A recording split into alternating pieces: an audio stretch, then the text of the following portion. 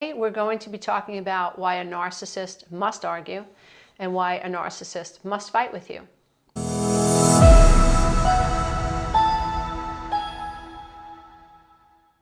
When we're talking about people who have narcissistic traits, we're talking about people who are highly disagreeable rather than agreeable. We aren't talking about people pleasers. We are talking about people who have high conflict personalities. Everything's a problem. We aren't talking about people who have empathy for other people. We aren't talking about people who have the ability to say, I'm sorry, and hold themselves accountable. We aren't talking about people who have the ability to be self-aware. I mean, they're aware that they have a self, but they aren't very introspective. And so when we're dealing with a person who's a narcissist, we're dealing with someone who isn't asking themselves, how are my actions affecting other people? This is really destructive when it comes to a relationship because relationships are imperfect. And we're all supposed to come here and grow, and relationships help us do that. And when we have people in our lives who have healthy boundaries, then we might be the one who's being told, hey, take a chill pill, or hey, I think you're sucking up all the oxygen in the room, or hey, that wasn't very nice. And it's an opportunity for us to check ourselves, and if we're not narcissist and we don't have high narcissistic traits, then we receive that information pretty well, and we integrate it, we process it, and it helps us to correct our poor behavior. Relationships that are healthy help all of us grow. So it is in the best interest of all of us to have relationships that are built on compassion, that are built on kindness, that are built on respect, that are built on autonomy. What I mean by that is the ability to be in a relationship with someone who is not trying to change you. Being in a relationship with someone that you're not trying to change.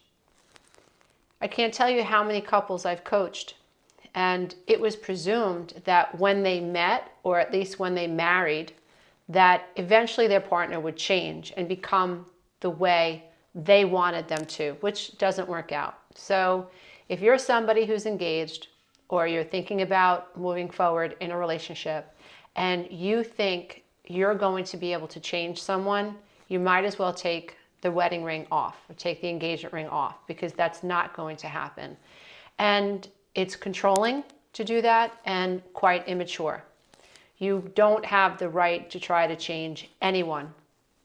What you do have the right to do is take accountability for how you feel in a relationship. This is something that I learned the hard way. When I married my first husband, I thought, if I love him enough, then everything's going to work out and he will magically change. And looking back, it was so immature. I had zero life skills. I had poor models as parents because both my parents were highly codependent, and I believe my dad was narcissistic. And so my mom just catered to my dad. Whatever he said, she agreed to. She never pushed back. There were absolutely no boundaries in our life. And so that left me with very immature, codependent belief systems and models for parents. Lions and tigers and bears, oh my. How could I have been a healthy relating or person that had the ability to relate to other people, and especially people of the opposite sex, in a healthy way if I never saw it, right? So if I had been raised by a German Shepherd, I probably would have been walking around on all fours, right? That's not my fault. Children do what they are modeled. And so if you're someone who is highly agreeable and you have friends who are highly narcissistic, this might just be a pattern for you, and you may not even be aware of it. And that's why I think platforms such as this are such tools to help us become more self-aware and help us grow inside relationship dynamics. And so the whole purpose of being born into a planet atmosphere with other human beings is to learn how to get along with other people. We're supposed to be able to get along. How often do? We want countries to get along, but we can't even have political parties get along. We want political parties to get along, but we can't even have kindergarten teachers get along. We can't have 2-year-olds get along. So what we're really trying to do is figure out how to do this relationship thing. How do we find the relationships in our lives that challenge us enough so that we grow and not lose ourselves and actually get worse, which happens so often. How many people lose their lives inside relationship dynamics? Seriously, when the relationships have been pushed to a point where there's this lack of control and the only way to feel in control is to do something terrible. It happens. We don't want this to happen. We don't want it to continue to happen. So we have to really work on getting this right, getting this relationship experience right. So you don't have a right to change someone. And someone shouldn't make you their project either. A narcissist will want to get you to change. If you're not following the rules that they set forth, then they will belittle you, stonewall you, gaslight you, and smear your name, leave you, discard you, devalue you, until you get with the program. This is their way of operating in the world. So they want to change you. They want to keep you changing and morphing into more of a source of narcissistic supply. You don't have the right to try to change anyone either. Your right lies in accepting how you feel and learning to be objective about your relationship experience. You have the right to ask yourself, how do I feel in this relationship dynamic? The problem that a lot of people have who come from dysfunctional homes, and this is the area of codependency, and when we talk about dysfunctional homes, this is what personally ticks me off because I don't think it's fair, but then I also realize the world doesn't owe anyone anything. Even though if you look at it objectively, that might be true, but on a heart level, it just doesn't seem fair. Because there are people who are born to terrible extenuating circumstances, and it's not their fault. And yet, the rules that govern time and space are the same for them as they are for people who are born to lots of money, or people who are born to parents who are affluential, and they can give their children certain privileges that other people can't. So I understand that the universe itself works the same for everyone. That on the surface, the universe is indifferent, that you're going to have to put in effort to get to where you want to go. It's no different than if you're 100 pounds overweight, you have to work longer at losing the 100 pounds than someone who is 5 pounds overweight. The same rules that apply to the person who is 100 pounds overweight apply to the person who is 5 pounds overweight. That's what I mean when I say the world doesn't owe anybody anything. Nothing changes until you change. It might seem very unfair that someone might have more issues to deal with than someone else. And I get that. And when it comes to relationship dynamics, I personally think it's unfair that you can be born to a codependent, narcissistic, alcoholic, let's say, totally dysfunctional family experience, have parents who are inept, did not attune themselves to you. You experienced tremendous emotional, psychological neglect. You have felt put out your entire life, and you have not reached certain emotional milestones. And these same relationship dynamics now repeat in your life as an adult. And you don't know it because all human beings are more subconscious than they are conscious. So what that means is you keep repeating the cycle until you awaken. Part of the real difficult aspect of this journey is that your brain is wired for shortcuts. And your brain is wired to avoid pain. And so if you struggle with abandonment, you're not going to want to face the wounds, at least not automatically. Your brain is not going to want to face the wounds of abandonment in order to heal from codependency and stop attracting narcissistic friends or narcissistic spouses, lovers, whatever. It's not going to naturally want to do that. Its default is to avoid pain and to create as many shortcuts as possible. This is why the halo effect is so damaging and insulting and imprisoning when it comes to narcissists, because narcissists lay on the charm, they lay on the charisma, they appear confident.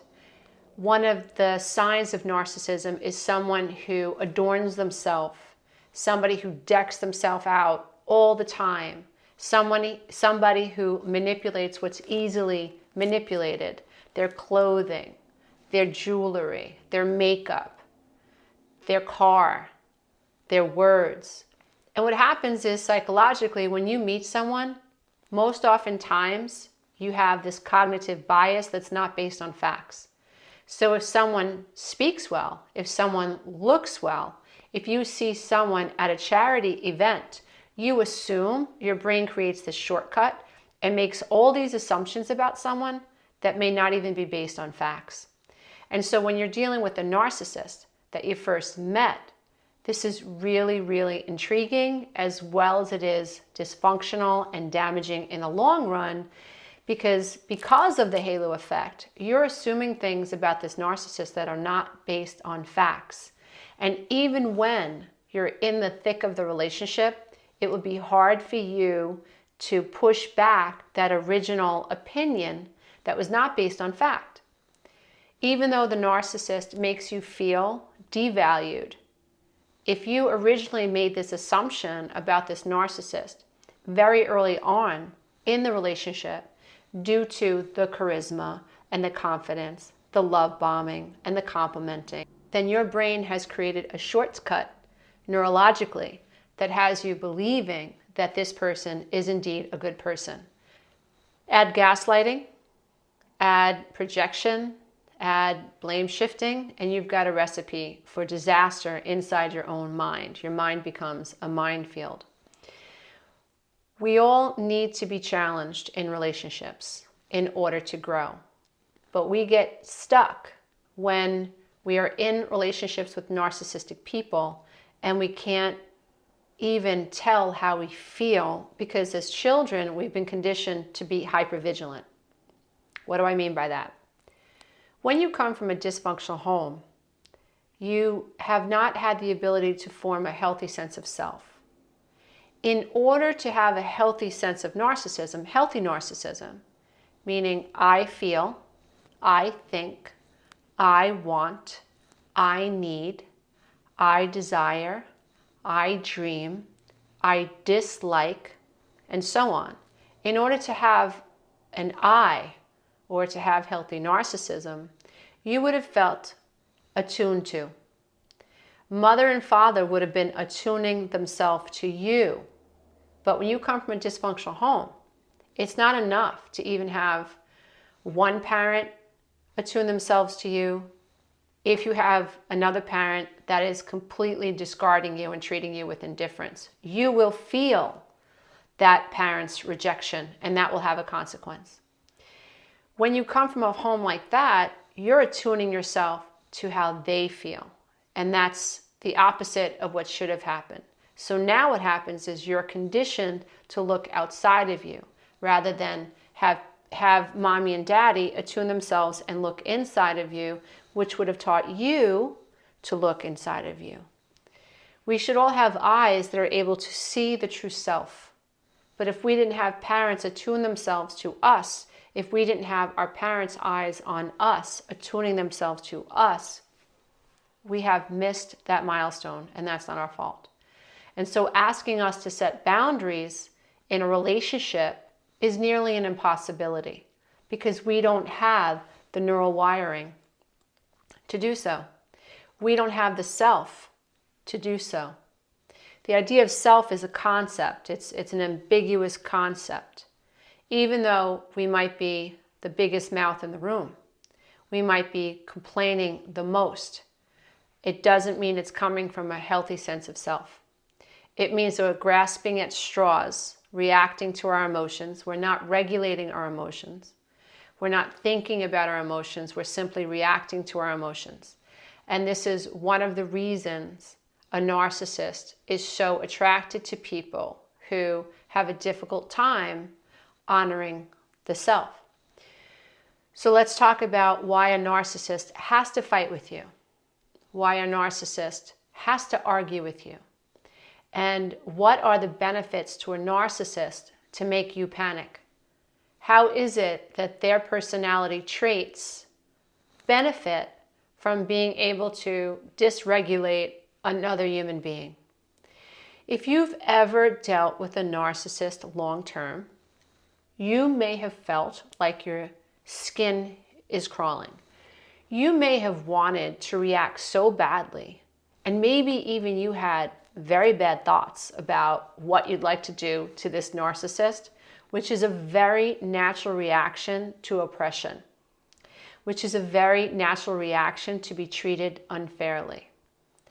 It doesn't end well when a narcissist is able to trigger you into those types of thoughts and ego defense mechanisms. It is very natural when you feel like someone is suppressing you and going out of their way to minimize you and to lie about you and to create stories about you, to try to bait you into conversations, to blackmail you, to talk about you on Facebook, to brag about their latest relationship. It's very difficult when you are being targeted by a narcissist to keep your cool. But a narcissist enjoys aggravating you, baiting you, and getting you to lose your cool. So let's talk about why. Narcissists are incapable, absolutely incapable, of looking within and taking accountability and meaning it earnestly. I don't know about you, but I know people who say, yeah, you caught me. I'm sorry. Sort of like Romano from the Housewives. I don't know if there are any Bravo fans out there, but one of the things about the housewife Romano from New York that I notice, and my children are in the Bravo Housewives business, this is why I know a little bit about this. Romano is known for constantly saying, I'm sorry, I'm sorry, I'm sorry, I'm sorry, I'm sorry. Does the behavior change? It's almost like the I'm sorry, I'm sorry, I'm sorry. It deflects and it sounds like it's going to make it better. It doesn't make it better if behavior doesn't change. Now, nothing against Romano, nothing against anybody who says, I'm sorry, I'm sorry, I'm sorry, I'm sorry, I'm sorry. But if you have a friend who's like, I'm sorry, I'm sorry, I'm sorry, and their behavior doesn't change, it's really time to reassess that relationship. It's really time to stop. Don't focus on the narcissist and focus on yourself. Sometimes when a narcissist is fighting with you, it's simply because they are trying to deflect the blame. So a narcissist will argue with you, a narcissist will fight with you because they want you to assume the blame for whatever the conflict is in the relationship. So you catch a friend talking to your boyfriend and she's being very seductive and she's being cute and you call her out on it.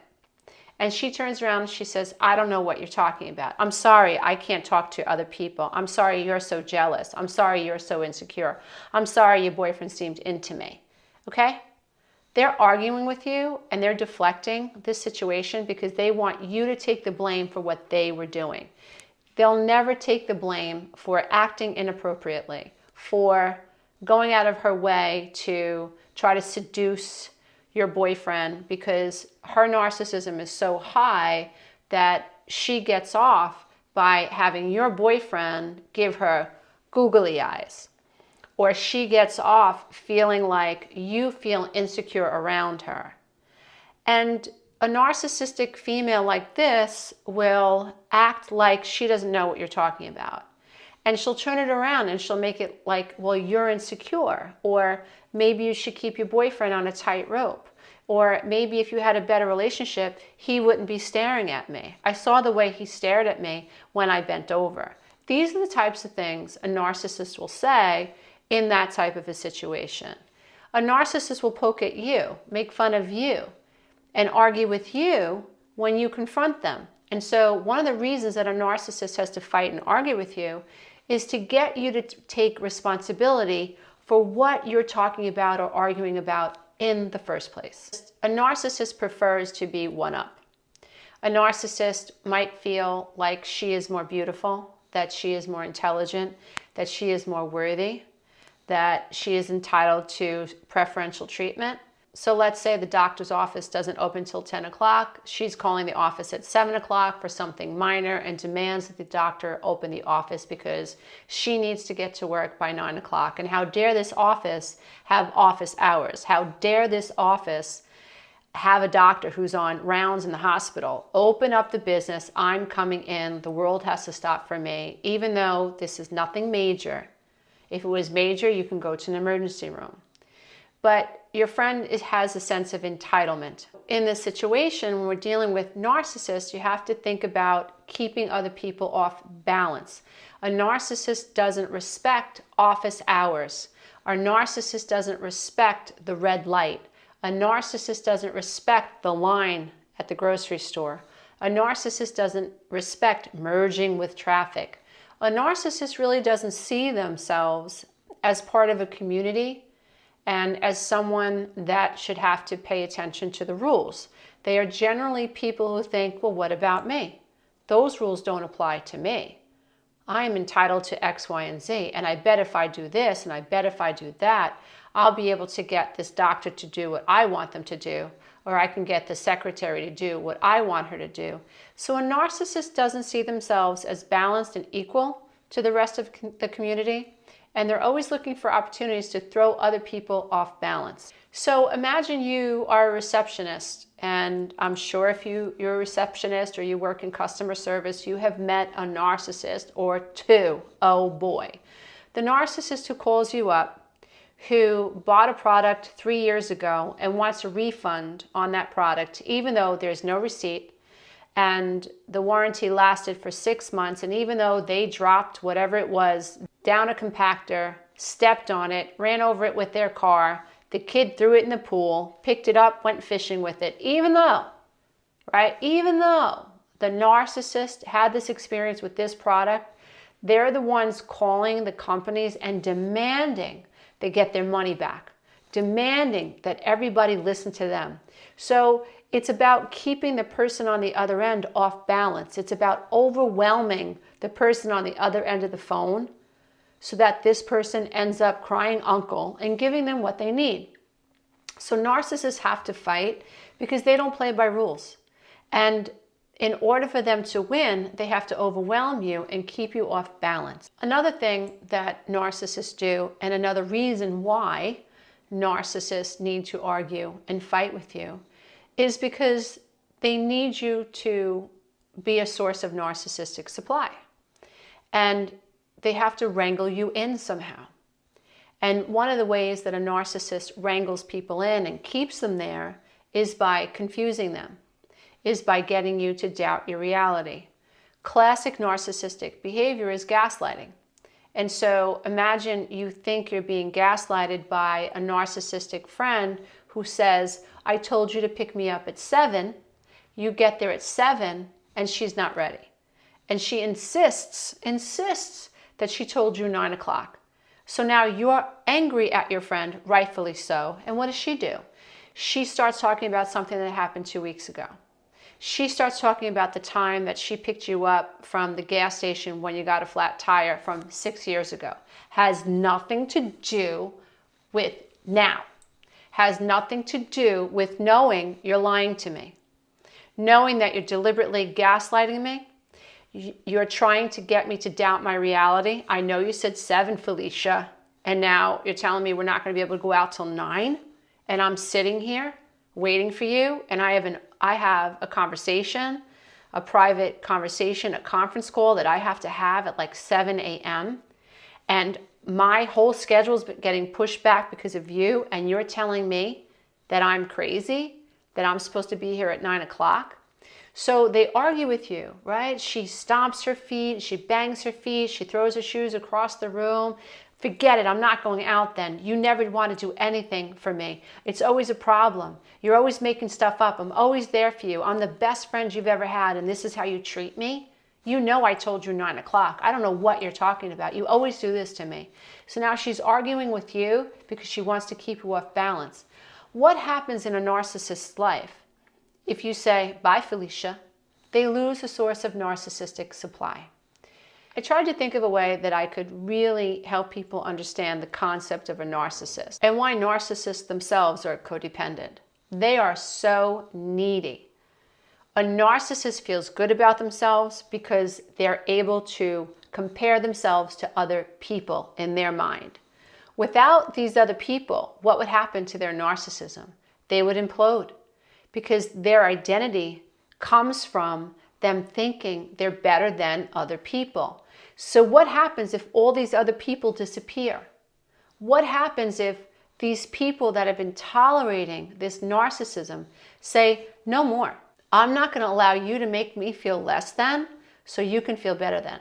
Imagine a narcissistic female who relies on her looks, relies on her sexuality, relies on exhibitionism, right? Relies on seduction in order to lure unsuspecting men and even females into their grips. Imagine that person. Now imagine if everyone looked like her, if every woman in the world looked like her. Imagine if a woman like that had no one to compare herself to. What happens inside her head? If her narcissism and her identity is tied to I'm better than her, and I'm better than her, and I'm better than her, and I'm better than her, and I'm better than her. If her narcissism is tied to this external world and all these other people in this world, and that's how narcissism works. You regulate yourself through the information you get from society. And so we all have to be careful, because if you're playing the game, you're part of the problem. If you're chasing after somebody who has a high-paying job and this is an obvious narcissist and you don't care, as long as the narcissist is your narcissist and the narcissist is making you money, you're part of the problem. It might be hard for you to see that, but you're part of the problem. If you are acquiescing to narcissists in your group because you want to be part of the cool group, you're part of the problem. You're feeding this narcissistic machine. And so you have to deal with what's going on inside of you so that you are no longer adding to the energy of this narcissist that you know. A narcissist needs to argue and fight with other people because they can't live in a world without other people. There has to be a competitor. There has to be someone that they're comparing themselves to. There have to be people out there that they're saying, I'm better than her. I'm better than him. I make more money than him. I make more money than her. See that company? I'm going to outdo that company. We're going to squash that company and we're going to do this. So narcissists need to fight with you in order to regulate their own emotions. They need a sparring partner. They can't make it on their own. They can't live in society without comparing themselves to other people and getting you to believe that they're better than other people. They need somebody who is going to play this game. They need someone who is going to let them abuse them, essentially. Let them push their boundaries. Let them talk down to them. Let them be passive aggressive towards. An overt narcissist is going to have a big mouth.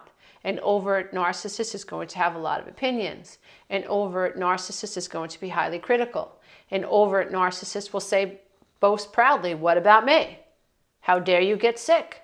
How dare you need a day off? How dare you, how dare you, how dare you? What about me? An overt narcissist. A covert narcissist will also do that, what about me? But it'll come off more vulnerable. It'll come off more passive aggressive.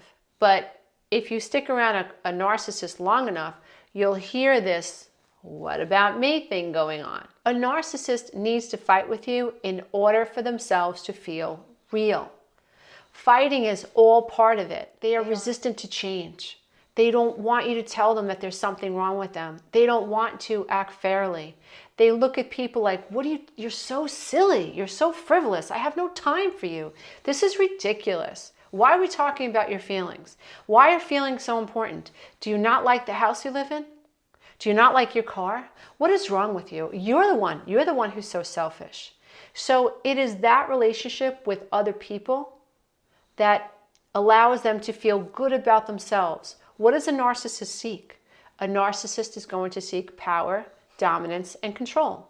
And they will do that through intimidation. They will do it by mocking you, by devaluing you. And why is it important that we learn about this, especially now?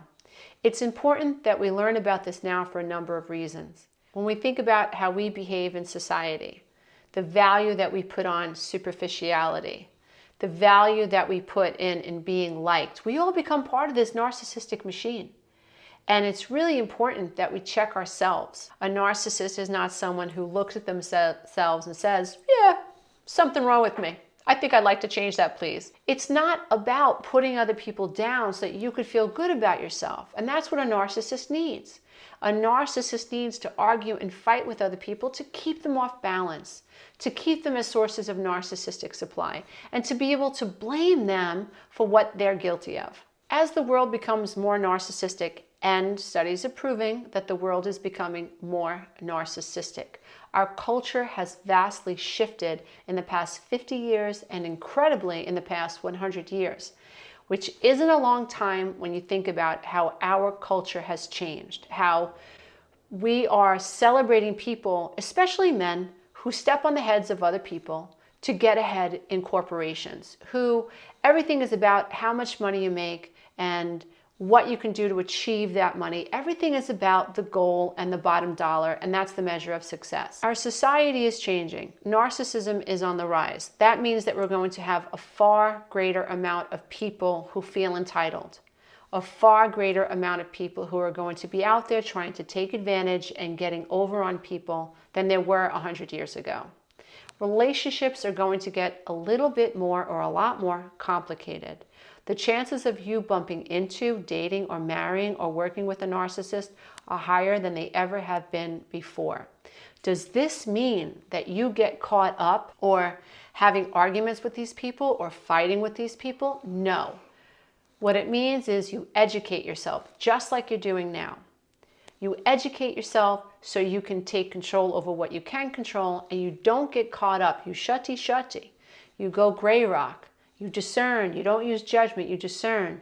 You don't get in the habit of arguing with a narcissist or fighting with a narcissist or calling a narcissist out. It's not going to end well. You have to remember that a narcissist goes over the line. A narcissist does not have the same level of empathy that someone else does. That level of empathy is very important because it will prevent you from going over a line and really hurting your child, or really hurting the person that you love, or really hurting your sibling, or hurting another human being. There's just a line that people who have a decent amount of empathy will not cross. Not so with a narcissist. A narcissist doesn't have that line. So that means that we need to prepare ourselves for the world that is becoming more narcissistic.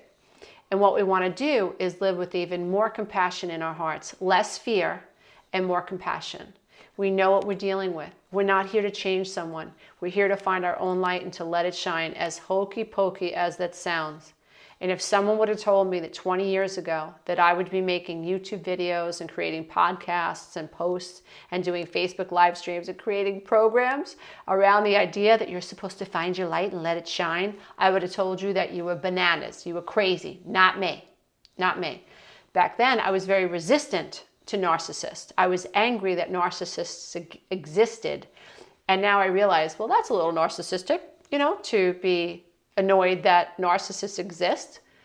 That's not where my control is. My control is in healing myself, working on myself, regulating my emotions, making myself happy, not making others responsible for my happiness or my unhappiness, making sure that I'm financially independent, making sure that I'm emotionally independent, making sure that I'm accountable to myself, and I'm working towards becoming more and more of a decent human being, becoming more and more able to relate to other people and to add to humanity rather than take away from the human experience.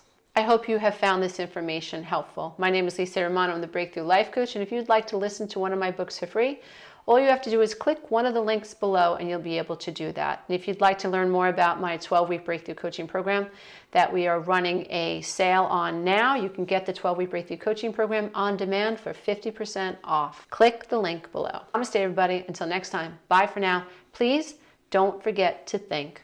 If you love this content, check out the next video and don't forget to click the link below so you can take the codependency quiz. Narcissist really enjoys triangulating you.